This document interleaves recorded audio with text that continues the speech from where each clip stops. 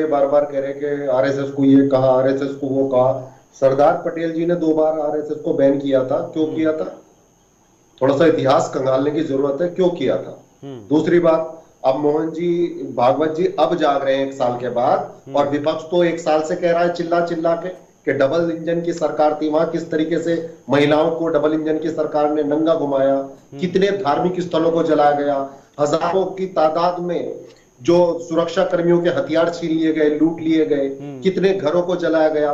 आज भी 50,000 से ज्यादा लोग कैंपों में रह रहे हैं। तो ये जो कह रहे हैं कि आरएसएस ने देश के लिए किया, 2 उदाहरण दे दो, क्या किया देश के लिए, 2 चीज बता दो भाई, देश के लिए क्या कुर्बानी दी और क्या क्या आजादी कराई हो, या देश को क्या कराओ।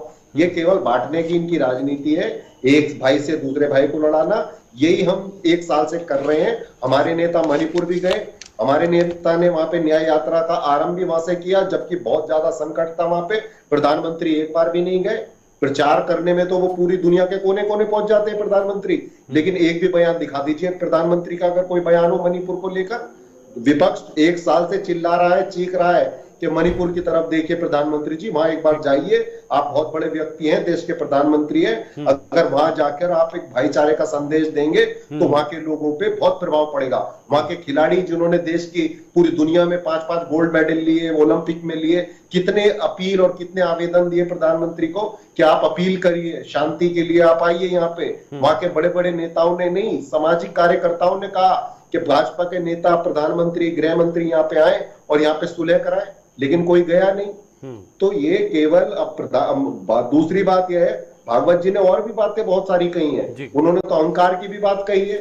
और आज मोदी और शाह के अहंकार की वजह से पूरा देश परेशान नहीं है, भाजपा के भीतर भी और आरएसएस के भीतर भी लोग पीड़ित हैं और प्रताड़ित हैं। दूसरा मैं ये कहना चाहूंगा, वही भाजपा का आईटी सेल है, वही भाजपा के लोग हैं जो कोई भी अगर सरकार से सवाल करता था, मोदी जी से सवाल करता था, उसको कहते थे ये देशद्रोही है, पाकिस्तान चला जाए। अब मैं पूछना चाहूंगा कि भागवत जी को भी पाकिस्तान भेजेंगे या नहीं भेजेंगे।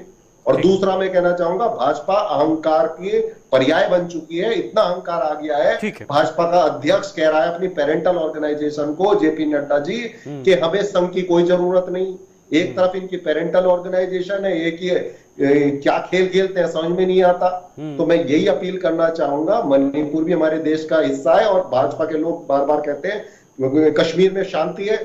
शीतल जी, मुझे लगता है आप जम्मू कश्मीर से आते हो, अभी तीर्थ यात्रियों पर गोली चली, 10 लोग शहीद हो गए, तो कौन जिम्मेदार है? बार बार कहते हैं वहां पत्थर भी नहीं चलता वहां पे, फिर ये कहते हैं अगर हम मुद्दा उठाते हैं कि राजनीति करते हैं, तो आप झूठ क्यों बोलते हैं?